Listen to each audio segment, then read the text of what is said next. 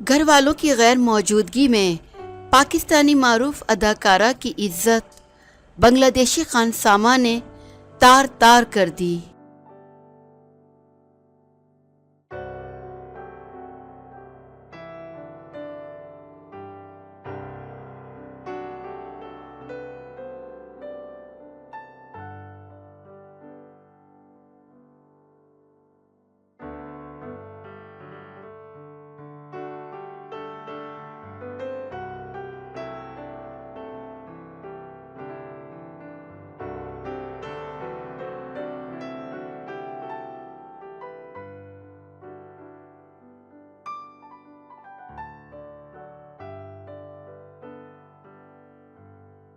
معروف پاکستانی ماڈل و اداکارہ فریحہ الطاف نے بچپن میں والدین کی عدم موجودگی میں اپنے ہی گھر کے بنگلہ دیشی خانسامہ کی طرف سے جنسی زیادتی کا نشانہ بننے کا انکشاف کر دیا اور بتایا کہ 2 ہفتے بعد والدین کی واپسی پر بھی یہ سلسلہ جاری رہا، لیکن پھر جب والدہ کو بتایا تو فوری طور پر ملزم کو پولیس کے حوالے کر دیا گیا اور بعد ازاں اسے ڈیپورٹ کر دیا گیا۔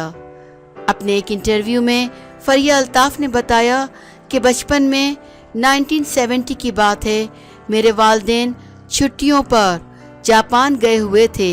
اس وقت ہمیں کزنز کے ساتھ چھوڑ گئے۔ ہم لوگ 4 بہن بھائی اور کزنز تھے۔ میں سب سے بڑی ہوں۔ اس وقت میں 6 سے 6.5 سال کی تھی۔ ہمارے گھر میں جو ملازم تھے ان میں ایک بنگالی کک تھا۔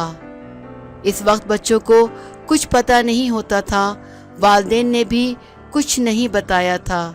اس نے اس وقت کا فائدہ اٹھایا۔